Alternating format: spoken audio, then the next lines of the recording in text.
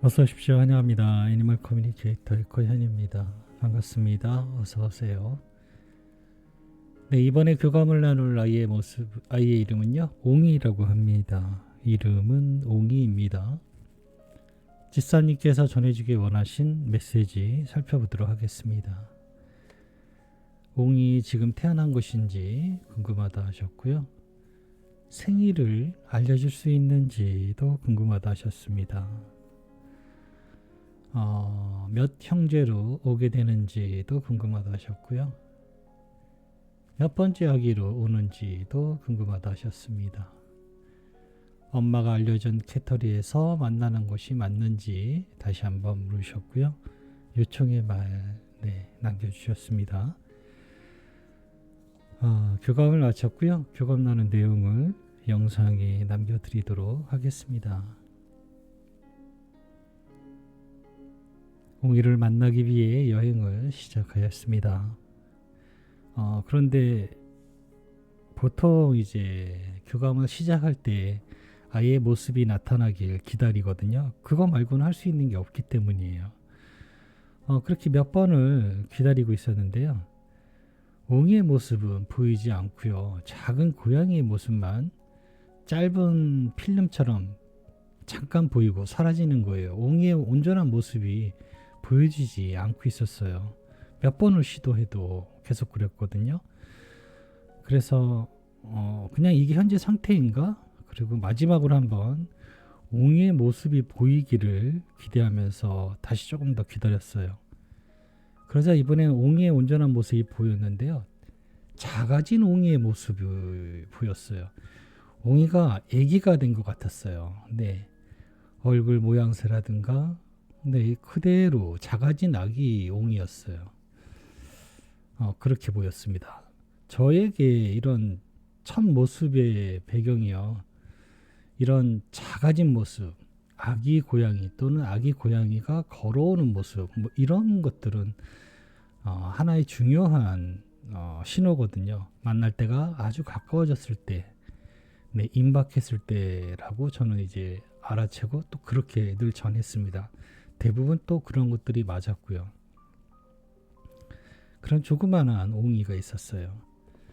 어서와, 엄마가 남겨준 메시지 전해줄게. 잘 들어보고 이야기해줄 수 있는 것이 있다면 이야기 부탁해 라고 방문한 목적을 전했습니다. 옹이 태어난 곳일까? 라고 물었습니다. 이미지적인 정보들이 꽤 많았는데요. 오늘 질문에서는 푸른 잔디들이 있는데 잔디는 높지 않잖아요. 아주 얕잖아요. 그런데도 잔디들이 이렇게 흔들리고 있는 모습들이었어요. 그리고 바람은 조금 차가웠어요. 그냥 잔디만 있었으면 계절상으로 봄, 여름 이렇게 볼 수 있는데 바람이 차가워요. 네, 그리고 옷을 여미고 있는 사람의 모습도 보이고 있었습니다. 이어서 빨간 꽃이 또 하나 들어옵니다. 빨강은 언제나 가장 앞에 있는 색이라는 선두에 있다라는 느낌을 주곤 합니다. 아마도 무지개의 개념 때문에 빨강은 항상 앞에라고 저의 무의식에 있는 것 같아요. 선두, 맨 앞 이런 의미가 되거든요. 그런 이미지적인 정보들이 있었습니다. 그래서 아직은 태어나지 않은 것 같습니다. 이른 봄에 태어나게 될 것 같습니다. 늦 겨울에서부터 이른 초봄 사이가 될 것입니다. 딱 지금일 것 같아요. 1월에서 1월 사이가 되겠다라는 느낌이었었고요. 아직 태어나지 않은 것 같습니다. 아이의 어떤 활동적인 면이라든가 그런 영상이 보였다면은 다른 대답을 드릴 수 있는데 그런 모습은 전혀 있지 않았습니다. 생일을 알려줄 수 있을까라고 물었습니다. 숫자 2가 바로 보였어요. 그리고 저는 대답을 2월이라고 대답을 드릴 수 있을 것 같습니다. 숫자 2가 보였을 때 들어왔다라는 표현도 하게 되더라고요. 왜 영화나 드라마 같은 데 보면은 점집에 가면은 숫자가 들어온다, 뭐가 들어왔다라는 표현을 쓰잖아요. 저는 그게 갑자기 이해가 되는 거예요. 어디서 뚝 떨어지듯이 저에게 그냥 툭 들어오기 때문에 이 말이 그냥 그대로였구나라는 것을 알 수 있었어요. 예, 보이기도 하지만 보인다라는 표현도 정확하기도 하지만 들어온다라는 표현도 꽤 정확한 것 같아요. 그런 느낌으로 숫자 2가 들어와서 2월이라고는 대답을 드릴 수 있을 것 같은데 2월 언제쯤인지는 그런 정보로는 없었어요. 그냥 숫자만 하나 들어왔기 때문에 그 이상은 제가 무언가 덧대서 이야기 드릴 수는 없을 것 같아요. 몇 형제로 오는 것일까? 라고 물었습니다. 또 이제 보이는 장면은요. 바구니에 세 아이가 담겨 있고요. 두 아이는 밖에 있는 모습입니다. 그래서 한 5아이가 보이는데 라고 대답을 드릴 수 있고요. 바구니 안에 있는 것과 밖에 있는 것에 무슨 차이가 있는지는 잘 모르겠어요. 어쨌든 보이는 것은 그렇게 보였기 때문에 세 아이에서 5아이 사이겠구나 라고 대답을 드릴 수 있을 것 같습니다. 몇 번째 아기로 오는 걸까? 라는 물으면요. 밖에 있는 아이에게 눈이 고정이 됩니다. 바구니 밖에 있는 아이에게 고정이 돼요. 속눈썹이 좀 긴 아이입니다. 이게 밖에 있는 아이가 어떤 의미인지 해석하기가 정말 애매해요. 느낌적인 어떤 숫자도 없고요.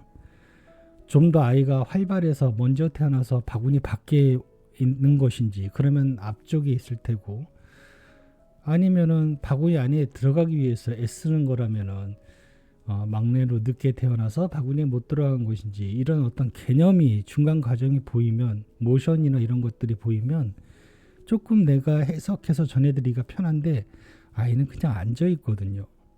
그래서 이게 어떻게 해석해야 될지는 잘 모르겠습니다. 사실 몇 번째 아기로 오는 걸까라는 물으면요. 잘은 모르겠어요. 그러나 밖에 있는 아이가 눈에 들어왔는데 이 밖에 있는 것이 먼저 나왔다는 뜻인지 어쩌면 먼저 태어났다는 뜻인지 될 수도 있고요. 또 혹은 반대로 맨 마중에 들어가려 하는 아이인지를 명확하게 그 느낌이 명확하지 않아서요. 몇째로 오는가라는 물으면 사실 잘 대답을 제가 잘 못 드릴 것 같아요. 어쨌든 그런 모습은 볼 수 있었습니다. 엄마가 알려준 캐터리에서 만나는 것이 맞을까라고 물었습니다. 엄마가 그 자리에 있다면 만나게 됩니다. 기다리고 있는 것을 알고 있는 영혼은 나 말고도 더 있어요. 모두들 그 만남을 이루기 위해 얼마나 많은 기적들이 바쁘게 이루어가는지 엄마가 모를 뿐입니다. 농부는 기다림을 잘합니다.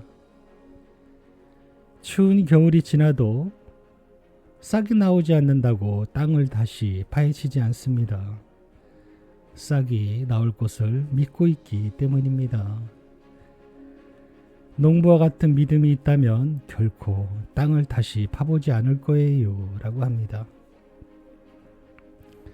굉장히 중요한 이야기이기도 하고요. 또 자세히 들어보면은 엄마가 있는 곳을 여러 영혼들이 알고 있다라고도 하고 있습니다. 엄마가 그 자리에 있다면 만나게 됩니다 라고 하고 있습니다. 믿음을, 농부의 믿음을 가지고 계시면 됩니다. 남겨주신 요청의 말을 전했습니다. 예쁜 딸 옹이 엄마 아빠는 알로랑 봄이랑 잘 지내고 있다 하셔. 봄이도 옹이가 오는 걸 아는지 엄마가 알려줄 때마다 알고 있다는 듯이 눈빛을 보이곤 한다 하셔. 모두 옹이를 기다리고 있어 라고 전했습니다. 그 둘은 엄마의 말을 의심하지 않습니다. 오히려 엄마가 그것을 이야기하는 것에 기쁘게 듣고 있습니다. 그들과 함께 기뻐하세요. 그들은 의심하지 않으며 진정으로 기뻐하고 있어요. 라고 합니다.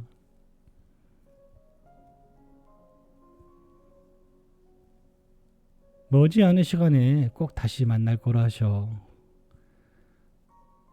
엄마 아빠에게 준 옹이의 사랑이 더 크게 엄마 아빠가 돌려줄 거라 하셔. 사랑한다 하셔. 라고 전했습니다.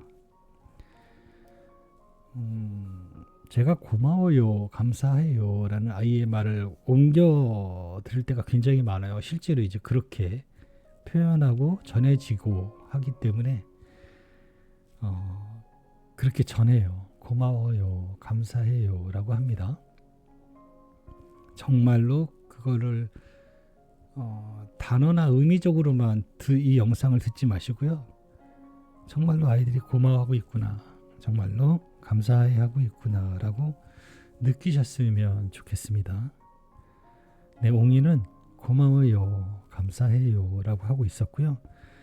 옹이의 모습이 점점 변하고 있었어요. 그 옹이가 작은 아이였다고 했잖아요. 그 아이가 변하고 있어요. 눈도 푸른색의 눈으로, 그리고 하얀색의 털이 점점 번져지고 변해지고 있었습니다. 바로 렉돌의 모습이었습니다. 네, 저는 이렇게 옹이와 교감을 마쳤습니다.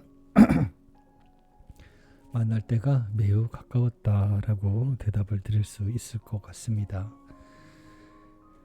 조금만 기다리시면 될 것 같습니다. 농부의 마음 꼭 잊지 마시기 바랍니다. 고맙습니다. 감사합니다.